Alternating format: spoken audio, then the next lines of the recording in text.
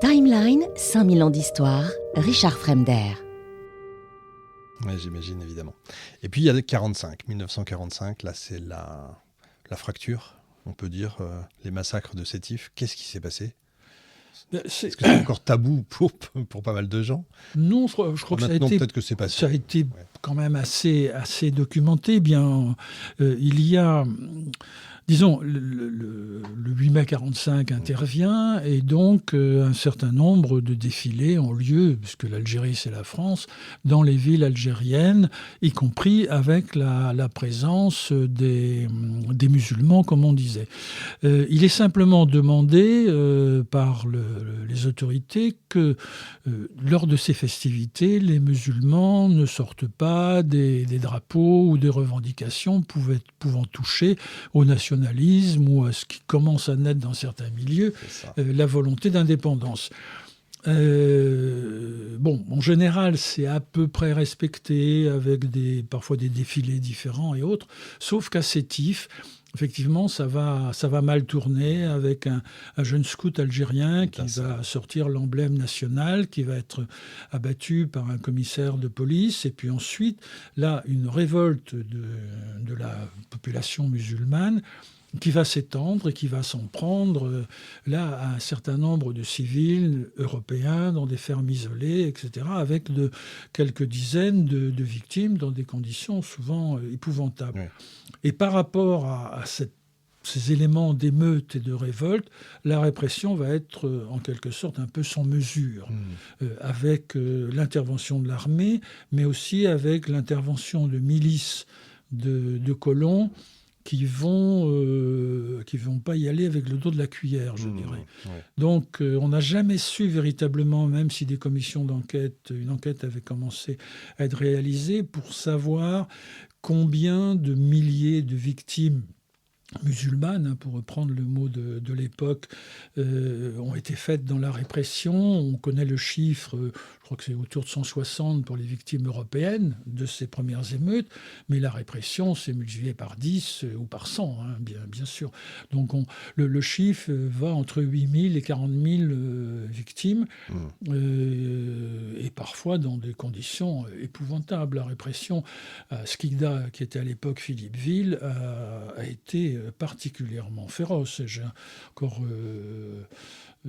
recueilli récemment des témoignages sur les fusillades de dizaines de jeunes gens musulmans à Philippeville. Donc la rupture devient... Le fossé commence là à être un fossé sanglant, qui le deviendra encore plus 10 ans plus tard, en 1955, avec aussi des massacres de civils européens dans le nord constantinois, et puis une répression tout aussi épouvantable à ce moment-là. Évidemment. Bon, j'ai fait 2 émissions sur la guerre d'Algérie, on ne va pas parler de la guerre, on n'aurait pas le temps, mais on va évidemment l'aborder, c'est logique.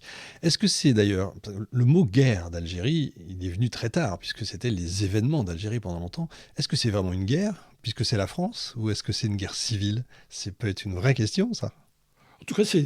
En tout cas, ce sont des phénomènes de guerre. Ouais. Oui, ça, on est d'accord. Mais oui, c'est d'abord guerre civile aussi, entre des camps ou des clans nationalistes qui se sont affrontés les armes à la main.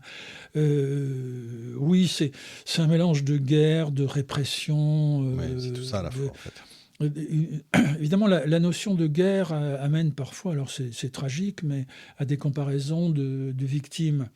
Là, il y a quand même une sorte de déséquilibre, si on peut dire. On sait que du côté français, on a 25 000 morts militaires, plus quelques milliers de disparus. Enfin, vous avez fait les émissions là-dessus.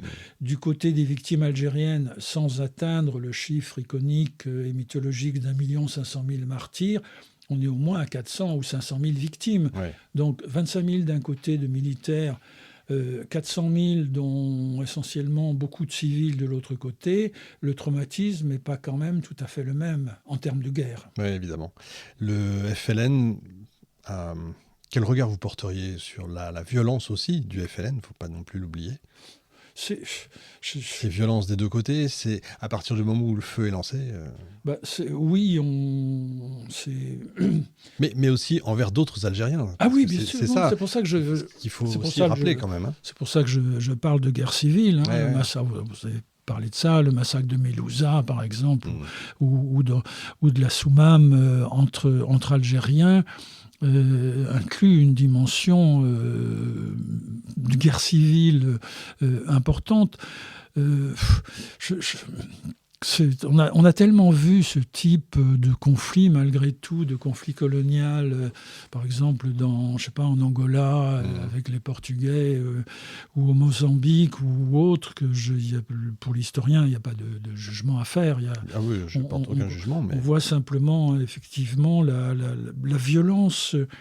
violence de la répression qui amène une autre. Enfin, on est dans des situations absolument épouvantables. Une sorte d'engrenage, en fait. C'est un engrenage. Et ce qui m'a toujours marqué, par exemple, c'est quelqu'un qui est un gouverneur, le gouverneur général Jacques Soustelle.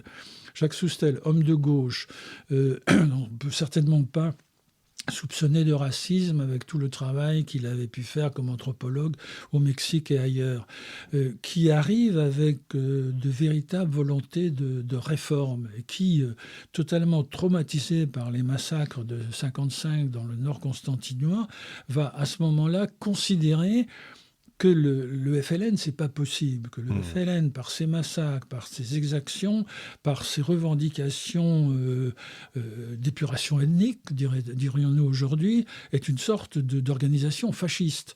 C'est ce qui intéresse. La seule chose intéressante pour l'historien, c'est d'analyser le regard ou les actions des uns et des autres. Pour Soustelle, à partir de là, à partir d'août 1955, il garde ses volontés de réforme, mais il considère qu'elle n'est plus possible avec un adversaire comme le FLN, qu'il s'agit à ce moment-là absolument d'éradiquer. Voilà, la suite de cet épisode est réservée aux abonnés premium. Pour vous abonner, c'est très simple, rendez-vous sur historicast.fr ou encore plus simple, vous cliquez sur le lien qui est dans la description juste en dessous et laissez-vous guider. À tout de suite.